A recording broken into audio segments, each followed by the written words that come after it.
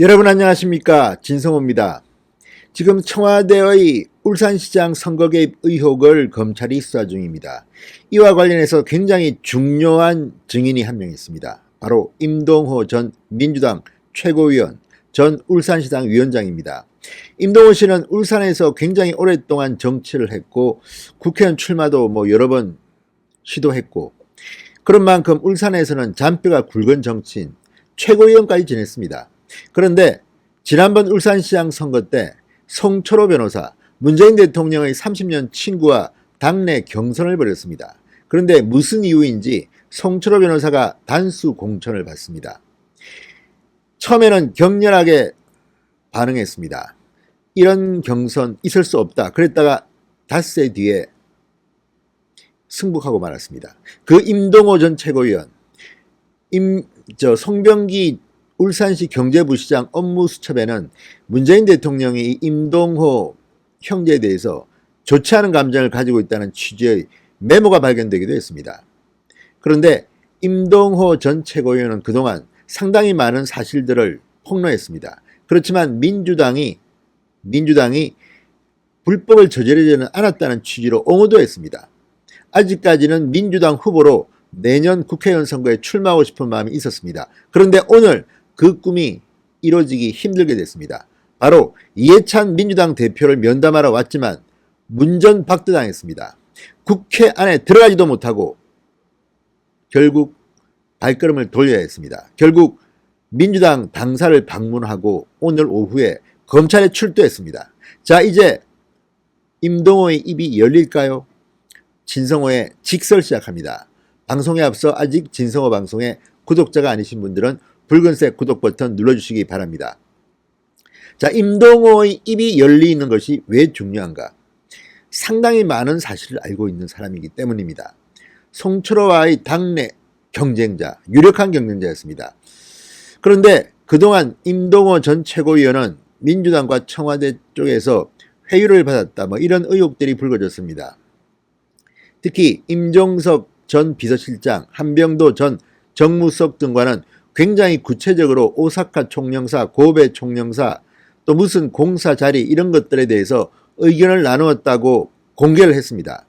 그렇지만 이것이 자유무마용은 아니었다고 또 임동호 전 최고위원은 옹호하기도 했습니다. 그때까지만 해도 민주당에 대한 미련이 있었던 것 같습니다. 민주당의 공천을 받아 내년 울산 지역 국회의원 선거에 출마하는 것이 꿈이었을지 모르겠습니다. 그런데 이제 다 끝난 것 같습니다. 이해찬 대표는 문전박대를 냈습니다. 결국 만나지도 못했습니다. 그리고 바로 검찰에 오늘 오후 출두했습니다. 자, 임동호의 입이 열릴까요? 이게 관건입니다. 자, 오늘 오전 10시쯤 국회를 임동호 전 최고위원이 찾아왔습니다. 그렇지만 이해찬 대표 비서실에서는 사전에 약속된 일정이 없다면서 면담을 거절했습니다. 자, 당초 오전 9시쯤 당대표실을 방문하려고 했던 임동호, KTX 기차를 놓쳤다고 합니다. 그래서 조금 늦게, 1시간가량 늦게 국회에 도착했지만 당대표실에서 면담 요청을 거절하는 바람에 출입증도 발급받지 못해 국회 안에는 들어가지도 못하고 발길을 돌렸다고 합니다. 이어서 임 전 최고위원은 여의도 민주당 당사를 찾았습니다. 자, 이날 오후 민주당은 임동호 전 최고위원 징계 등과 관련된 회의를 열 예정이었습니다. 부당함을 호소하는 입장문도 전달했습니다. 임 전 최고위원은 중앙일보와의 통화에서 이렇게 말했습니다. 민주당이 당원권 정지 등 중징계를 내려 총선 출마를 할 수 없게 한다는 소문이 있다. 임동호 제거작전이 아닌가라고 했습니다.